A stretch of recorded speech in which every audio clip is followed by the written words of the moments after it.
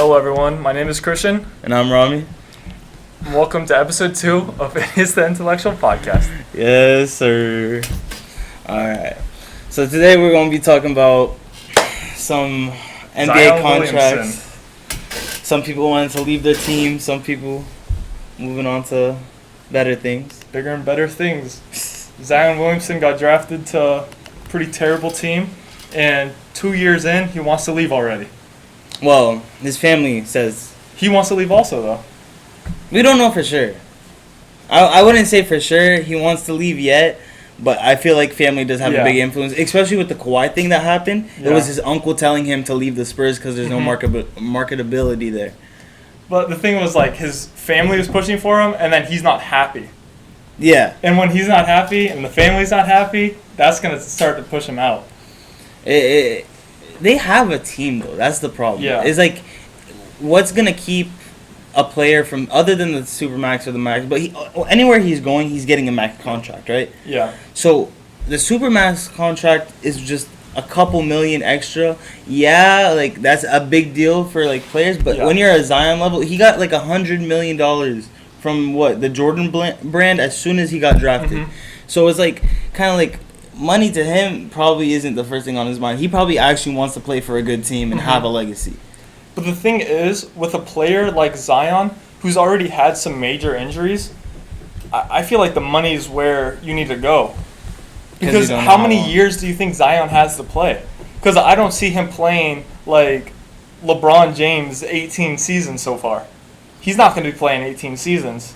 It depends on how he changes. But right now, how he's playing, he's not going to be. With the way he's playing, he's not going to be playing more than 10 years. Yeah, it's just going to be because it's very hard. His like body and everything. He has been working on it though. He's been trying to slim down, but like it's still like it takes a not very well. Time. He hasn't been working very well on it. It's gonna still take a toll on you regardless. But it's like NBA has to somehow find a way for these small market teams to incentivize their players staying, because like. It's like if you get like a top 10 draft pick, like top 3 even, and you're like a small market team and you can't develop a team quick enough for that star to stay in. Because it's so important for a team that's very bad and they are a low market team to get a great player. That's going to elevate them to the next level. But if they just instantly say, no, I don't really want to be here, and then they can instantly get up and leave and just push them to leave, it's very hard for that team to develop into a top-notch team. Yeah. Unless they are like the Milwaukee Bucks, who draft the number 14 pick and develop him into becoming Giannis. That doesn't happen very often. Most of the time. What I forgot what Damian Lillard got what number he got drafted in. I'm not even sure about that. But that's not like really kind of D-Rose. He stayed, but they kind of had a solid team off jump. But what's it called? Like it's usually those. He was drafted number 6. Number 6, which is a pretty decent pick. Yeah, and he stayed. He stayed the entire time. He stayed. He's loyal. So it's just like hard to find those players. Curry, he's But the thing is, you're only gonna be loyal to a team for as long as they're loyal to you, because they built the team around Curry to win him rings. Honestly, if Curry was in a team that was horrendous, he would have gone up and left. He would have, yeah. But the thing is, teams also treat their players like so expendable. It's like some people, like, they find out that they got traded and they're just like heartbroken because like they put their everything. Like, who was it who was on the Isaiah Thomas? Yeah. He was like, he found out he got like traded and he was hurt. Like, people get hurt because like you're like, oh, I thought we like had an understanding. Same with Kemba Walker, who just got traded this season. He gave back to the community, and then he just gets traded. Like, these players think that like, they found their place, but these teams will treat you like anything. But, like... Because there's no other world like this, where you don't get hired to a job and then you just get flipped. Yeah, you get flipped to another position. Yeah. But it's just a question is, like, what the NBA has to do. I don't know whether it's giving these smaller teams maybe more, like... cap space, maybe more something to incentivize these players to stay. Maybe they get extra, maybe even more money. That's what's so important about the Supermax, though, is wherever you get drafted, you can sign a Supermax and then you get extended money from wherever you get drafted. Yeah. And if you decide to get traded after your rookie contract, you'll never be able to get that money again. It's just how do you? It's hard to incentivize a player to stay at a place. Yeah. If especially is like depending on the coaching, depending on like it's an organized. It's like literally a tug of war between what the player wants and what the organization wants. Whether that be a new coach or keeping the coach, rebuilding a whole team, trades. Loyalty is hard. Loyalty is hard, especially in the NBA world. Yeah. Yeah, like there'll be player. Who was it? Kyrie, who was when he was on the Celtics. He said, "I'll be back next season." Yeah, just and left. Got up and left. So it's like loyalty really doesn't go both ways. Like there's no loyalty in the NBA really. It's very hard to find it if there is, but there's not much you can do about it unless some way they find a way. That like maybe moving to another team they even get even more reduced money for leaving. Like it decentralizes it. That could be a way, but really it's just you're kind of stuck in that. Especially maybe for that regard where it's if you're asking to be forced out, then it would be a reduced. Like you're not playing games or something. Yeah, and then you're forcing being like, no, I don't want to be here anymore. I need to get out of this team. I don't want to play. And then especially super early on, so you sign your rookie contract and then you have 3 years, and then your second year in, you're like, no, I don't like it here. That's terrible for because then the Pelicans as Zion. Especially with the Pelicans, because like they're planning their future with Zion. And then, let's say like that player has his mind on going. Like they're like, what do we do? Yeah. We just had like a top draft pick. We just had this a top 20 player in the league. Like we just had all these things. In 2 years, he was a top 20 player in the league. Exactly, and then they're like, oh, but I want to leave. Like that incentivizes the team just to trade you away at that point. Yeah. But like they kind of lost like that time. Because you're forced to trade a player. If they say that they don't want to be there, they're not going to play. They're not going to play their hardest. They're not going to go out there and be like, oh, I can score extra points. The only reason for them to do that like would be like stat padding just to get another contract, like a bigger contract for another team. Yeah. That's the only reason why. It's hard to find that. Like, NBA does have to fix that, especially for the smaller market teams. Because who's going to Minnesota? Yeah. Who's going to teams like the Pistons? Like, nobody wants to go to these teams. They're getting these top picks, but like, what does it mean in the end of the day if they're not having a solid team or like anything like that? It's just like they're doing nothing. Like their future is not moving forward. Yeah. So the NBA needs to do something about that. Whether that be something about the money or some other like way of incentivizing or desensitize words, but that so. Yeah, very much agree. All right, going into Amazon working. I thought about working for Amazon. I'm not gonna lie to you. I also did. Like I was like, but then like I started seeing everything about Amazon. Like, don't work there. It's not good. Yeah. Like, especially on TikTok, I see like a lot of people like I worked for Amazon for this many years. Anyways, to go to it, it's basically the work conditions on Amazon. How trash they are. They have people, their workers, peeing in bottles, pooping in bags. Yes. Like it's terrible. And they're being timed to the second.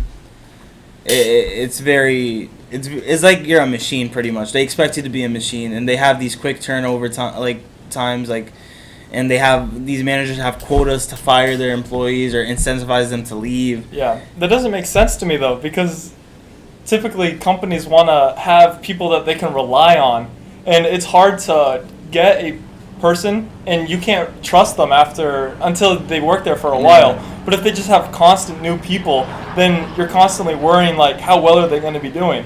It's like the Bezos policy. It's like literally hire to fire. Like because they're just doing manual labor. You're not expecting them to do anything else out of these workers, and they're not hiring management based off just the regular workers. Like work your way up. No, they're just like, all right, we need you to do this task for this much long because we know you're gonna get lazy after a while. Yeah. And then they're like, okay, 3 to 4 months or whatever it is, year and a half. But there's contracts that they sign where they work there for a limited amount of time. Yeah.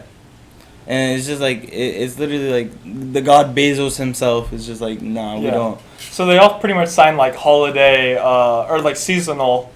Seasonal positions, but they're being the problem with that though is not being shown to them as seasonal. They're being promised like a part-time or a full-time job eventually, but they'll never get it. Yeah, it's like you're basically, and like even the same thing with management. It's like they're saying that you can move up. Yeah, but it will never happen. It'll just never happen. They're like out of like the thousands of people, it's like, oh, we have this one position, like, but in reality, it's very hard.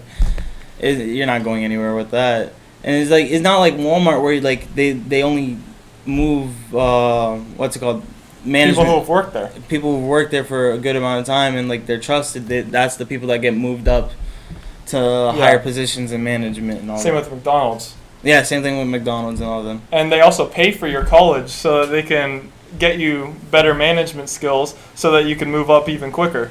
Yeah, like there's companies that there's very good incentives so that you can keep working at their job. And then Amazon has a completely different motive, and they don't want anyone working there. But eventually, you have to think about it. Yeah, like you're going through all these people. Yeah. But eventually, you're gonna hit a point, whether that be 10 years down the line, where it's like there's no more people to go to. There's no more people to go to. So what are you gonna do at that situation? Are you just gonna be like, well, now time to do this? Because you said how many people are they going through? Like the turnaround rate is like 140, 150%. Yeah. So it's like it's literally getting hired to get fired. Yeah. And they get fired through text messages. They like the conditions. They barely get a bathroom break. The lunch is like what 15 minutes. Like and it's like a timer right on their phone. Shift. Like on a 10-hour shift. Like somebody I actually saw him yesterday. Somebody we went to school with was I saw him at like when I was out yesterday, and he works at Amazon. He was like, "Oh yeah, I like it. Like there's basically nothing for me to do there." Yeah, I've heard that too. Though. I've heard that also. I'm guessing it's like the position wise, but like yeah, I've heard it's such a massive company where sometimes people can just get away with like doing minimal stuff. But there's some companies where the management's just directly on top of you. Yeah, it depends on the location, I guess. Yeah. At that point, because like I even saw here like I believe it was the one like in an up north state that they're trying to unionize in that one. Yeah. So I guess it really does depend on location. Maybe our location's better, but in general, Amazon as a company isn't the greatest conditions. Because they do pay well, but at what risk? Because they're pretty much paid slaveries at this point. It is like it's just like you're being timed on how much packages you can put together, how much you're being timed how much stuff you can load onto the thing. Have you seen like the thing on TikTok, like how much they have to load onto their like vans? It's like 347, and that's like a light day apparently. Yeah, and there's people who get injured, and then they just fire them because they're not able to keep up. And like somebody gets fired for using too many bathroom breaks or something. Yeah. It's ridiculous, and like I don't know how long they're gonna keep it up for, but realistically, I can't see it going for more than like 5 years. I can see them getting away for a while because like people are gonna be like, oh well, it's Amazon. Like everybody uses Amazon. Major company. So, but it's basically like, and I also saw a thing like they're taking over like smaller cities, like maybe not like Orlando, but like smaller cities. They basically Amazon moves into there, builds a facility or whatever they do, and that becomes the biggest source of jobs in that city. Yeah, that's a problem. I heard a lot of countries don't want Amazon to move into their country because they'll just wipe out a lot of small companies. Yeah. So it's like literally like they take over the job force in an area and they can set the conditions to how they want. Yeah. Because they have a monopoly basically on the workforce. I mean, 10 years from now, they're going to be split. It has to. Yeah, for sure. They'll probably let him become the first billionaire, and then they'll split his company. What do you mean by split, though? As a monopoly, so they'll have to split up the monopoly. Just like how the oil companies were split. Oh, so like how it was one, and then... there'll be like 5 different kinds of Amazons. Because now what do they own? They own Whole Foods, I know that. They own Ring, they own Kindle, they own... they own so much now. They've owned Kindle forever, though. Yeah, they own Kindle. That was just a different company they made. Yeah. But... yeah. It's just like they so realistically they can keep it up for a while, but I think something's gonna happen where they have to change a policy, or they're like the government's gonna have to step up, or something's gonna happen, or the workforce in general has to step up to change these things. They're even trying to I'm reading here. They're even trying to pass a bill that stops bad employers by zeroing out Subsidies Act. So like I'm assuming like you can't receive benefits the same way like you can another job. Yeah. So it's like you can't, like, they want you, they won't.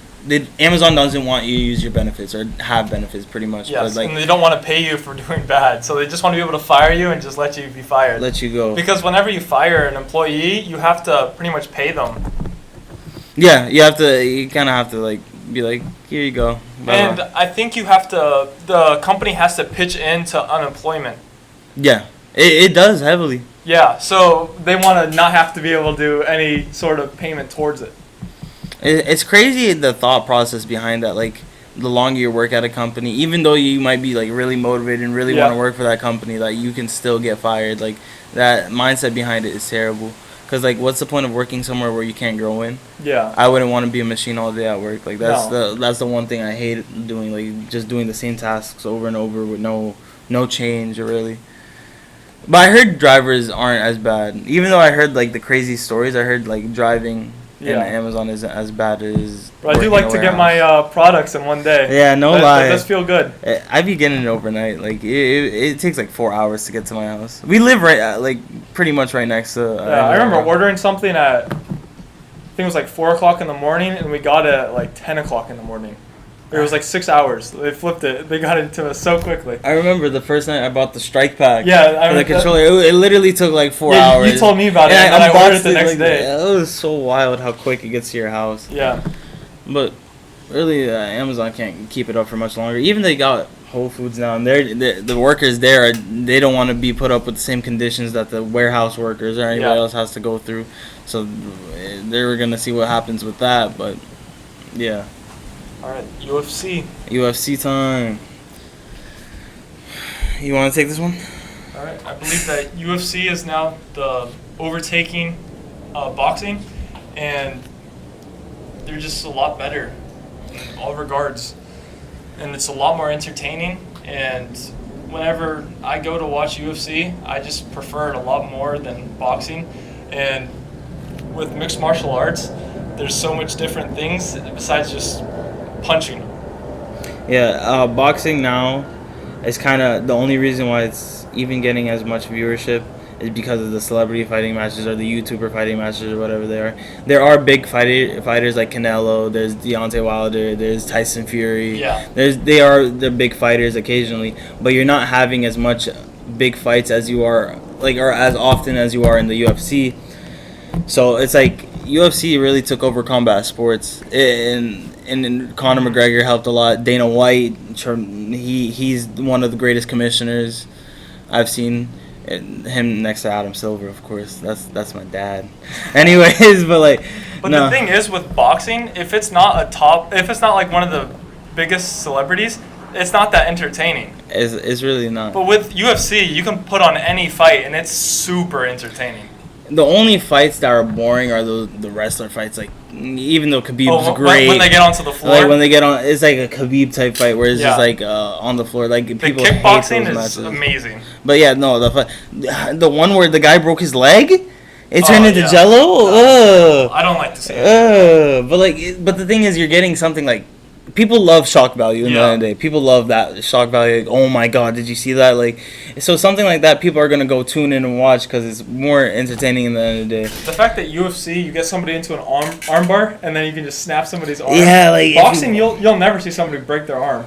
No, you'll never. The most you'll see is like somebody a knockout, a nose, a tooth. Yeah. Like, it's really the gut shots can hurt. I'm not gonna lie to you. They can break a rib or something, but like, it's not really as extreme as UFC. Or you get hit into the pancreas enough times and end up bleeding pee later in the next day. Yeah, I bet it happens often. No, that happens often. I bet it does. Because you'll get knocked out getting hit in the pancreas. Yeah, because it's so much pain, right? Yeah, it's lethal. Yeah. People can die from that. My only problem with the UFC is that they have to do better with their fighters, at least paying their fighters. Because now, since it is like basically the number one combat sport, like, they're getting paid like hundreds of thousands, correct? But like, it's just like maybe they should be getting the million. Because I don't know about you, but I see advertisers flock, like Modelo and stuff. They flock to the UFC because they know they're getting the prints on the shorts. I think they actually. I don't know if they brought that back or took it away, but the UFC made a deal with I'm pretty sure Adidas or something to have the shorts. I see Venom. Or Venom or something. I Yeah. forget which one it is. I don't know if they took it away or not. I forgot it.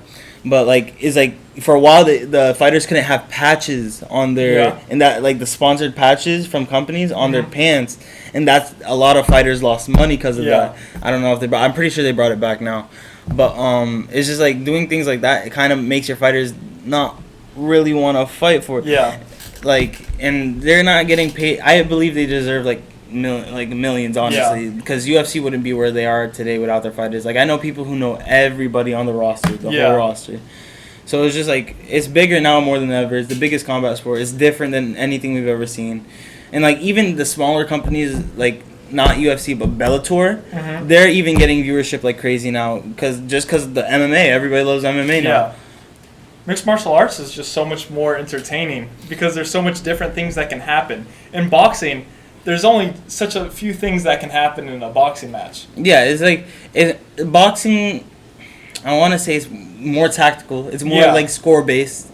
Like you can, like a Floyd Mayweather can go in there and win off points. He goes in there and tries to calculate his hits. Tries to go and try to get the lethal punches in the stomach. Yeah, like it's not gonna hurt you, but it's gonna add up the points. He's just trying to get points, but like something in UFC, you're not fighting for points really. Like of course it can go that far where it can, but like you're not getting a boring, like not a boring fight, but like you're getting more entertainment out of it. And plus there's like different types of taekwondo, jiu-jitsu, wrestling, boxing, kickboxing. There's so many different like fighting styles in the UFC. A lot of times it's hard to prepare because sometimes they just get thrown a fight in like 4 months. And they have to prepare against somebody who has a totally different fighting style than you. So it's like, in what world does boxing have to prepare for something like that? No, everybody everyone just boxes.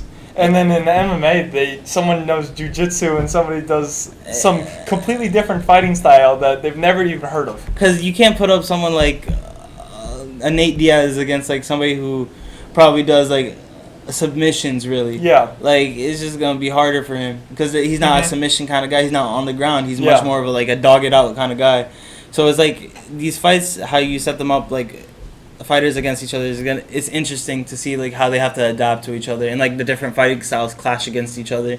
That's why it's so crazy because even if they're in the same weight class, say it's like 140, and then somebody's a great boxer in the weight class, but someone's great at grappling, then it's completely different. In the end, it's like, okay, if the boxer can somehow keep his stand up, he's winning. Ground, but if he stays on the ground, it's not his fault. Yeah, he's not going to be able to win it. So they battle it out, but whoever's able to stay up or get to the ground, that person's going to win.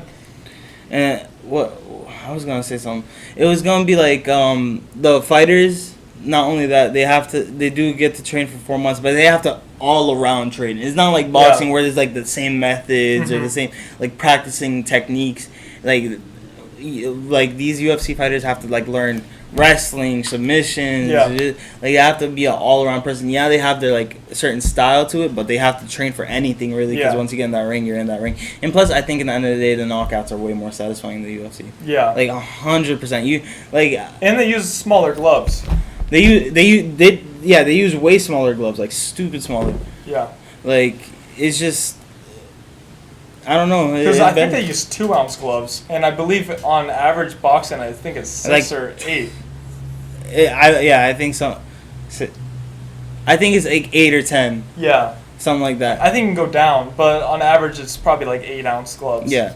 But the UFC fighters, they use like 4-ounce gloves. It's like literally nothing. Yeah. It's just, so it's just like the hits are harder and everything. Like you can take any UFC fighter and put them in boxing, but you can't take any boxing fighter and put them in UFC.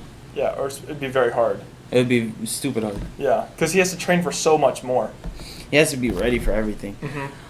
But I do deserve But like Ben Askren, you can't. It was hard to throw him into boxing because he's so great at wrestling. He's a wrestler. He was a UFC fighter, but he's a wrestler. Yeah. That Jake Paul fight. Yeah, it was terrible because he had to learn how to box in 8 months. Yeah, and he was still out of shape. He was still wasn't like, he was like whatever. Because he was a trainer. Yeah. That's what he was doing for the past like 2 years as he was coming off of surgery. Yeah. So he was in his early 40s coming off of a surgery, only knowing how to wrestle, trying to learn how to box. Like that not a great fight for him. Honestly, he didn't even put up a fight. No, he it just wasn't. got rocked. Yeah, and he's fighting. Jake Paul's fighting that Mike. What is it, Mike? Oh, something. Chandler, something like that. I'm pretty sure it's Chandler. Right? Oh, Tyson Woodley. Oh, Tyson Woodley. Yeah, Tyson Woodley's gonna rock him. I think he's short though. Have you seen the Super thing that Dana White said about it though? What? He was saying Tyson Woodley he's lost several fights before he got cut from the UFC. Yeah. He's not He's not the same. He's not that same person. As he used to be. So it's obviously gonna be easy to market. You're gonna market him as this killer Yeah. guy, but he hasn't been that guy in a while. For sure. So he's But kind the of thing taking his is, job. Jake Paul's trying to put a bunch of fights under his belt before he fights somebody huge. He's gonna make a ton of money. I don't know who's gonna be under his weight class. That would be that. Yeah. Fighter. I don't know, but that. I hope I'm praying for his downfall. Yeah. I'm really praying for his downfall. Well, honestly, I'd like to see him keep going. Say he gets up to 8 wins, and then he'll have to fight somebody who's absolutely gonna rock him. I just want to see a real fight, against Yeah. an actual boxer. These fighters, yeah, they're fighters, but they're older. But you know how many people do this though? It happens so often. Where they're just They pad their stats. Yeah. They just get easy wins. They go up against people that they know they're gonna win against, and then they win, and then people are like, "Wow, this guy's got 20 wins. He's 20-0." 20-0. And it's like, wow, this is so shocking. It's who's surprised? This guy, who has he fought that's impressive? And what's funny is they'll put that 20-0 guy against another person who's similar, 15-0 or something. Yeah, there's someone who's 20 and 8, and then this guy's 20-0, and this 20-0, he's so much better than him. 20-8 guy's gonna rock him. He's fought actual fighters for his entire life. Yeah, it's just they'll always do that fight, and then it's just it's usually that's when they get their first loss, and then afterwards it's just a downward It's a straight trend. decline because they're fighting actual fighters now, and then That's what they were saying about Deontay Wilder. Mhm. When after he fought Fury and stuff like that, it was they were saying the fights before he was just fighting nobodies or something like that. That's why you can't say Mayweather isn't the greatest fighter of all time, because he fought actual fighters all 50 times, and he's won all of them. 51-0. 50, it's 50-1. 50-1 Yeah. according to Jake Paul. Yeah, it should have been Logan Paul's win. It should have been, honestly. Yeah. He rocked him. Yeah. But also real quick, I just want to talk about this because I'm really liking this storyline more than anything. Yeah. The Trae Young being a villain, just taking over. No. No one expected him. I hate Trae Young. I know you hate him, but you can't lie. No one expected the Hawks to go as far as they did. Yeah. No one. I wonder what the betting odds were 6 months ago What about them making the conference what finals. seed were they? The 5th seed or something? Yeah, 5th seed. Yeah, they were 5th seed going all the way. That's insane to me. And they took game 1 against Giannis? But mid-season, they were not even playoff bound. No. Because Trae Young was not even making the All-Star team. He was doing horrendous. And then he figured out how to play basketball again. Yeah, I remember that because we were talking about that on Xbox. We were that huge slump. I told you, he's in a huge slump, but he's going to rebound. Yeah. He'll figure it out. He'll rebound back. That was near, the middle-ish, begin-ish of the season, right? Yeah. So, but, I love the thing the Hawks are doing with their plays. They have a set offense. They're running it through Trae Young no matter what.